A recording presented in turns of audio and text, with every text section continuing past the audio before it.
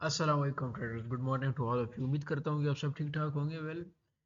अच्छा, बिटकॉइन के अंदर रात को एक मेजर मेगा करेक्शन आई, तकरीबन कोई $68,000 से लेके $64,500 के तक नियर अबाउट की करेक्शन आई। अच्छा, ये करेक्शन किस बेस पे आई, क्यों आई और क्या इसकी मेजर रीजंस थी, वो सब कुछ हमने आपके साथ शेयर किया हुआ था कि ये करेक्शन यहाँ यहाँ एक्सपेक्टेड हमारी हो सकती है। और मंगल के दिन, ट्यूसडे एंड जुमेरात के दिन आपके साथ क्लियर कट कल की वीडियो के अंदर भी प्रूफ पड़ा हुआ है।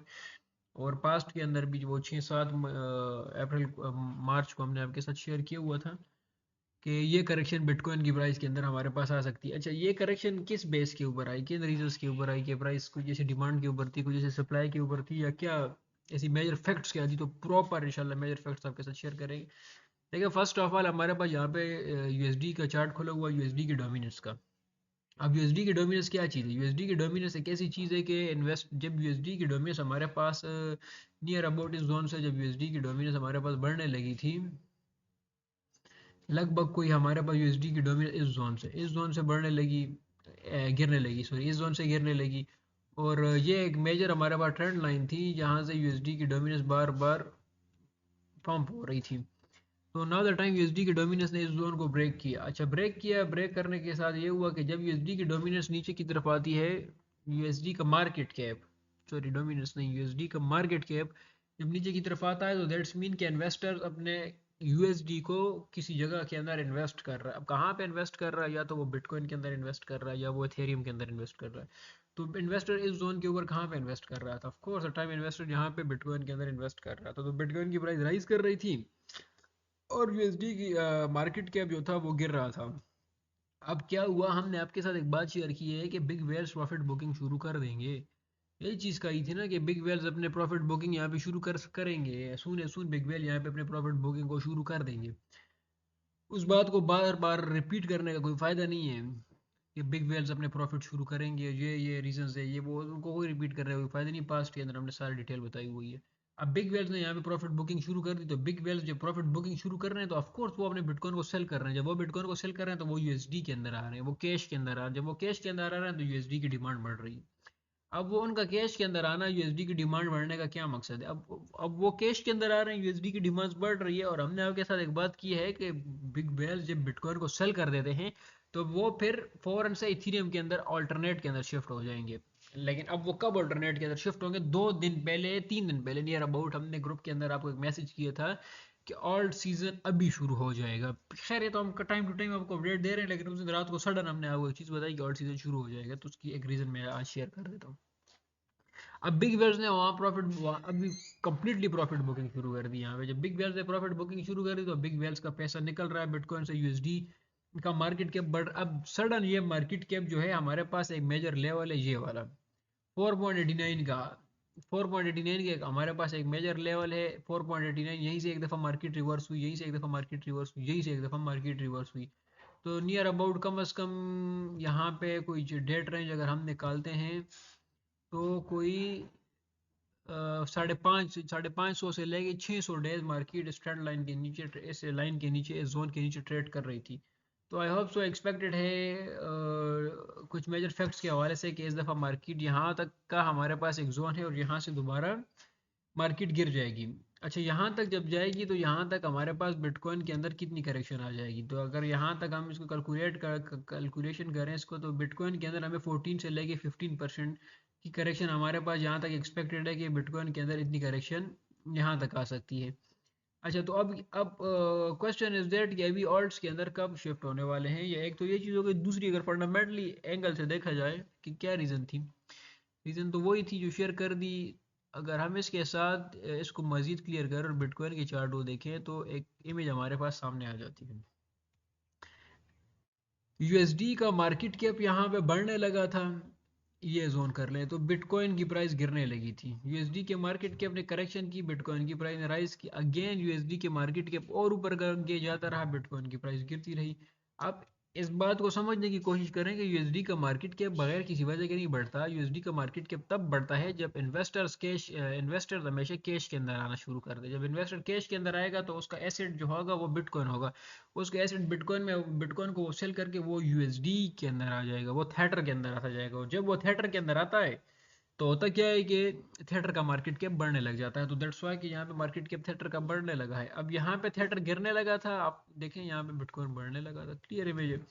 अब थिएटर यहाँ पे दोबारा बढ़ने लगा है, दैट्स वाई हम कह रहे थे कि करेक्शन पॉसिबल है। और यहाँ पे लोग 2-2 लाख डॉलर के सपने देख रहे थे, पूरे हो जाएंगे उनके सपने, बल्कि वो भी गए होंगे 20 करेक्शन के बाद।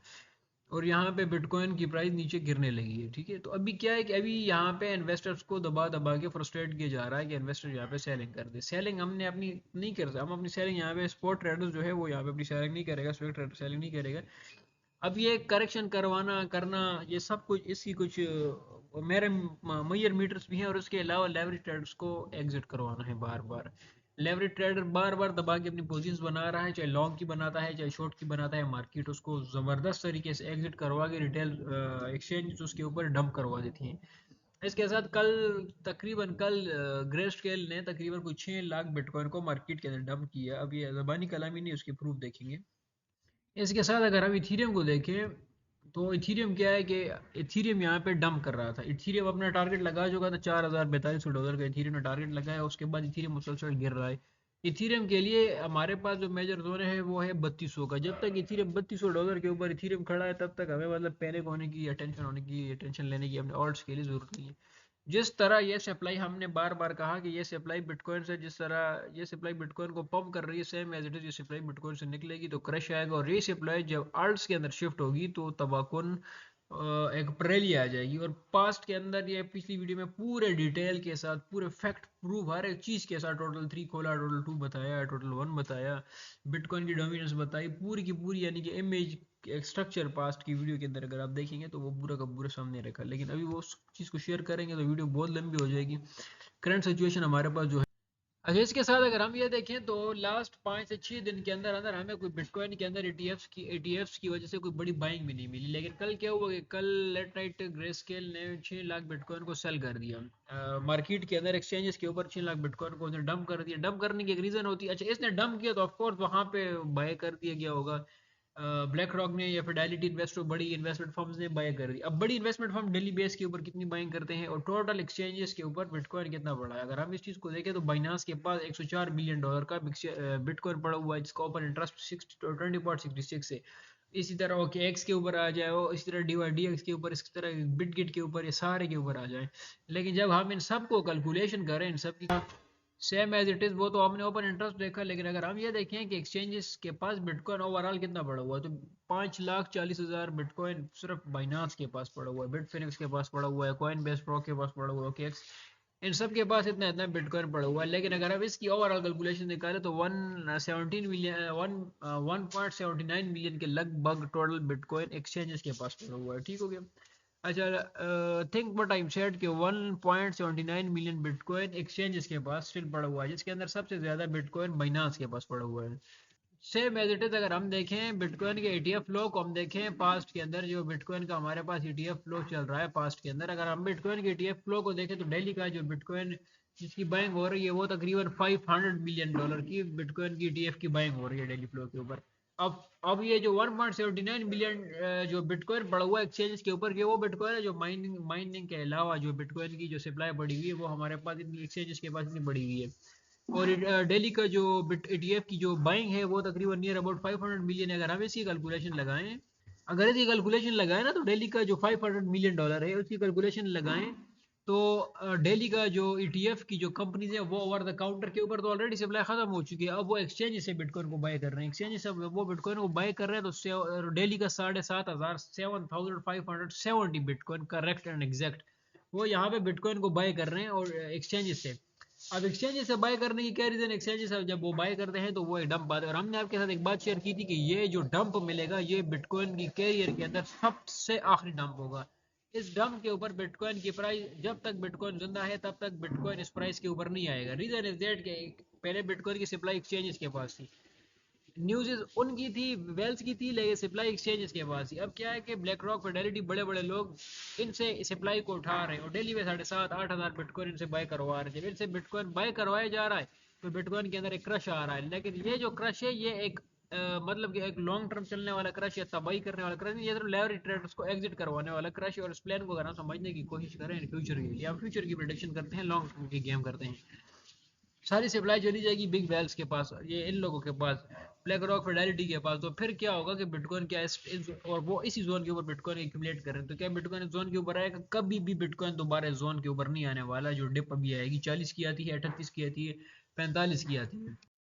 अगर हम इसकी कैलकुलेशन लगाएं $18 मिलियन जो कि यहाँ 18 मिलियन सॉरी बिटकॉइन जो पड़ा हुआ है एक्सचेंजेस के पास, तो अगर हम इसको डॉलर के अंदर कन्वर्ट करें, इसकी कैलकुलेशन लगाएं, तो हमारे पास $117 मिलियन 117 मिलियन की वर्थ हमारे पास यहाँ पे निकल के आ रही है। अगर हम इसके साथ बिटकॉइन के मार्केट कैप को देखें, अगर करंट बिटकॉइन के हम मार्केट कैप को देखें, तो बिटकॉइन का जो करंट मार्केट कैप हमारे पास निकल के आ रहा है नियर अबाउट 1.2 1.3 ट्रिलियन डॉलर का बिटकॉइन का मार्केट कैप निकल के आ रहा है। लेकिन अगर हम यहाँ पे बिटकॉइन की प्राइस को चेक करते हैं, तो यहाँ पे बिटकॉइन का जो मार्केट कैप है वो 1.17 ट्रिलियन यहाँ पे निकल के आ रहा है, 1.17 मिलियन यहाँ पे बिलियन निकल के आ रहा है। तो दैट्स मीन के बिटकॉइन का जो सप्लाई है वो जस्ट 10%, बिटकॉइन की जस्ट 10% की सप्लाई इन एक्सचेंजेस के पास मौजूद है, जो सून है सून खत्म हो जाने वाली है। ठीक है, ये हम फ्यूचर की बात कर रहे हैं, अभी प्रेजेंट की सिनेरियो की बात नहीं कर रहे हैं, क्या आने वाले टाइम की बात कर रहे हैं। प्रेजेंट सिनेरियो की बात हमने आज से 2 मंथ पहले कर दी थी, अब आने वाले 2 मंथ की बात हम आपके साथ यहाँ पे with fact with proof with calculation निकाल रहे हैं। तो बिटकॉइन का मार्केट के 1.3 ट्रिलियन डॉलर है, और यहाँ ये 10% की सप्लाई जस्ट अभी तक स्टिल एक्सचेंजेस के पास मौजूद है। इसके साथ अगर हम यहाँ पे कैलकुलेशन निकालें, तो कैलकुलेशंस के अकॉर्डिंग हमारे पास तकरीबन नियर अबाउट इनके पास जो सप्लाई पड़ी हुई एक्सचेंजेस की वो है तकरीबन 18 मिलियन की, और 18 मिलियन को और ETF को डेली बेस के ऊपर खरीदा जा रहा है 7,450, 7,450 और 18 मिलियन को जब हम वापस में कैलकुलेशन निकालेंगे, तो हमारे पास नियर अबाउट टाइम निकल के आएगा 257 डेज का।